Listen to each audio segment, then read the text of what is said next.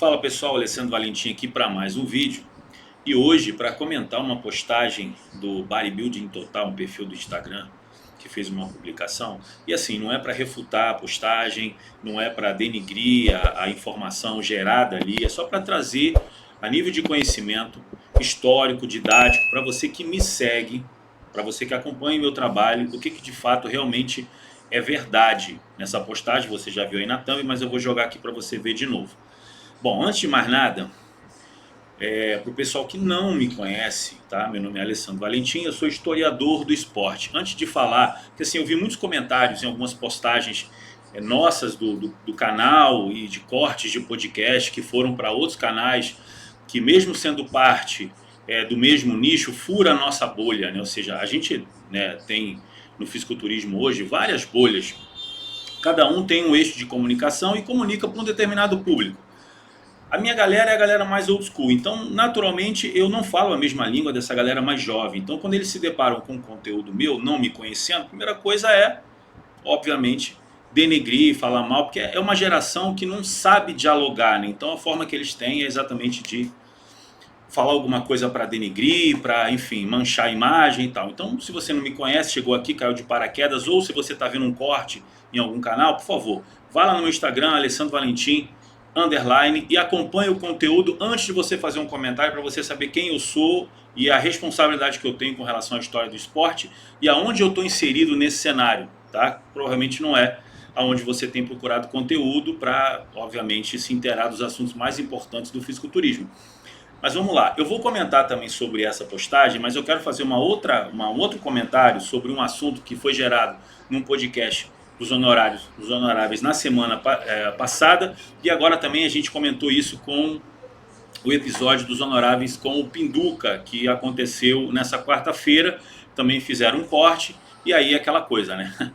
A galera não consegue entender o contexto, e aí eu quero explicar nesse vídeo para você que a gente não está denegrindo ninguém e nem dizendo que ninguém é maior que ninguém, tá? Então eu quero começar explicando, né, desenhando para essa moçada que não consegue entender o que é história, o que funciona no fisiculturismo, que chegaram agora, estão acompanhando esse pessoalzinho que veio agora, né? Se perguntar quem é Larry Scott, perguntar quem é o Vince Gironda, perguntar quem é o Franco Columbu, eles não fazem ideia de quem são. Mas vamos lá, o que eu quero dizer com isso? Pessoal, é importante que a gente entenda o seguinte: Mr. Olympia é o campeão da Open. A gente fez uma discussão no podcast a respeito de uma questão levantada, né? A relação, por exemplo, a importância dentro dessa relação de um cara que é Open e um cara que é Classic. E aí a gente usou o termo de comparação com o Ramon e o Brandão. A gente não disse, por exemplo, que o Brandão é mais importante no todo dentro do cenário que o Ramon. Não, a gente só disse o seguinte: que o Brandão, por ser um cara da Open, ele está mais próximo, ele é o cara mais perto de se tornar Mr. Olympia. Ninguém falou absolutamente nada contrário. Aí os caras já começam a comentar, porque estão dizendo que o Brandão é maior do que o Ramon, é melhor do que o Ramon, é mais importante que o Ramon. Entendam o contexto, não tem nada a ver. É óbvio que hoje, no cenário atual do fisiculturismo, o Ramon é o atleta mais importante do Brasil, pô. Ramon ganhou uma categoria do Mr. Olympia, o Brandão não ganhou. O que nós colocamos no podcast, para deixar claro, é que o Brandão, por ser um cara que compete na Open e o Ramon na Classic, ele é o cara mais perto de ser Mr. Olympia, porque o Mr. Olympia é o cara que ganha a Open, tá? É o cara que ganha o troféu Sandon, que foi inserido no Mr. Olympia desde 1977. Quem acompanha esse canal, quem acompanha meu trabalho, sabe de toda a história, tá? Então, assim, o que nós colocamos é que o Ramon, nessa linha de importância, ele não é maior do que o Brandão nesse sentido, porque o Brandão é o único cara que pode, o cara mais perto que pode se tornar Mr. Olympia. Se o Ramon subir para Open, ele entra nessa discussão. Bom, Ramon agora é Open, então ele pode ser o cara mais próximo a se tornar Mr. Olympia. Por enquanto, o Ramon é um Classic Physique. E aí é onde a gente entra nessa discussão aqui, que foi gerada pelo perfil Bodybuilding Total, onde eles colocaram, por exemplo, os campeões mais jovens, né? O Arnold lá com 23, e aí colocaram o Siban com 24, depois o Lihane com 25, aí o Samir Banu com 28, que na verdade foi 27, e depois o Sérgio Oliva com 28. Só que o Chris Bumstead, ele nunca foi Mr. Olympia. O Chris Bumstead nem entra nessa lista. Vocês lembram quando o Ronnie Coleman foi lá naquele podcast, muito conhecido, muito famoso, e ele falou o seguinte, olha, eles perguntaram, o Chris Bumstead não sei o que, Mr. Olympia atual, não sei o que, papapá, e ele falou, não, Chris Bumstead, o cara da Classic, ele não se lembrou de quem eles estavam falando. Não, esse cara não é Mr. Olympia, ele não foi Mr. Olympia, ele não entra nesse hall de Mr. Olympia, de campeões do Mr. Olympia, ele é o campeão da Classic Physique. E aí a gente precisa entender o seguinte, é óbvio que o Chris Bumstead hoje é o nome do fisiculturismo, é o cara mais importante, mesmo não estando competindo. Ele foi durante anos a figura que carregou o cenário como um todo. E isso não se discute. O Ramon hoje pode ser esse cara? Pode ser esse cara. Se ele continuar ganhando, se ele fizer realmente o papel que o Chris Bumstead fez, talvez não na mesma proporção, mas realmente fizer um papel de campeão, ele pode ser esse novo rosto do Mr. Olympia? Pode ser. A discussão aqui não é essa, nunca foi essa. É que o Ramon, mesmo ganhando 8, 9, 10 títulos da Classic Physique, ele não vai ser Mr. Olympia enquanto não ganhar o título da Open. É só a gente ver a diferença de salário. Quanto que um cara da Classic Physique ganha? $100 mil? Quanto que um cara da Open ganha? $600 mil? O campeão da Open ganha $600 mil?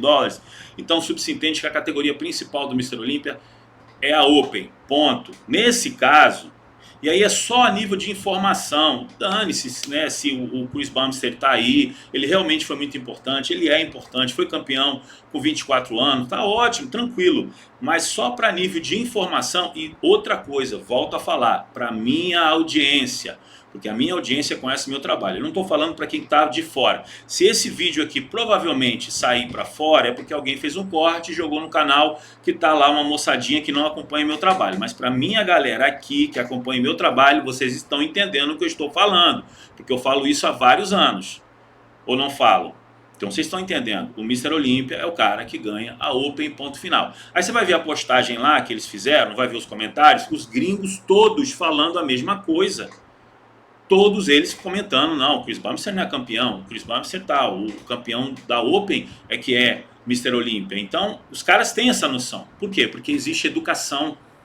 Aqui no Brasil, infelizmente, não existe, porque a galera não quer se informar. A galera só fica em conteúdo fast food, né? Conteúdo de TikTok. Então não se informa, não pesquisa, não procura entender. E quando alguém aparece falando, se não for da turminha deles, da Beautiful People, se não for a galerinha da lacração, então eles não ouvem. Eles não param para ouvir, eles simplesmente degrinem o cara, e, enfim, e vamos cancelar e coisa e tal, é assim que funciona. E aí os canais vão lá e já fazem a thumb com os títulos sensacionalistas, que é exatamente porque eles ganham dinheiro com isso. Se está falando de um assunto que vai hypar, então vamos colocar lá, vamos botar um título, dane-se quem está fazendo o conteúdo. A galera que assiste o vídeo, já assiste o vídeo com o título na cabeça, muitos deles nem vê o vídeo, já sai comentando por causa da thumb, e é assim que funciona no Brasil. E por isso que nós temos esses comentários nesses vídeos, tá? Mas a galera lá de fora sabe como é que funciona a questão, sabe que o Chris Bumstead nunca foi Mr. Olympia, o Ramon, se não subir para Open, também nunca vai ser Mr. Olympia. Então, nessa postagem aqui, que é uma postagem muito interessante, não tem nada a ver com relação à postagem, só a nível de informação mesmo, o Chris Bumstead não entra nessa lista. Quem entraria nessa lista é o Larry Scott. O Larry Scott entraria. O Larry Scott foi campeão do Mr. Olympia pela primeira vez com 26 anos de idade, em 1965. E ele se aposenta com a mesma idade que o seu sucessor, o Sérgio Oliva, foi campeão pela primeira vez em 1967 com 28 anos de idade. Então, você tem esses caras. O Arnold, que foi o primeiro com 23 anos de idade. Depois o Lihane com 25 anos de idade. Depois o Larry Scott com 26, aí o Samir Banu com 27 e o Sérgio Oliva com 28. Esses caras são os caras mais jovens a ganhar o título de Mr. Olympia.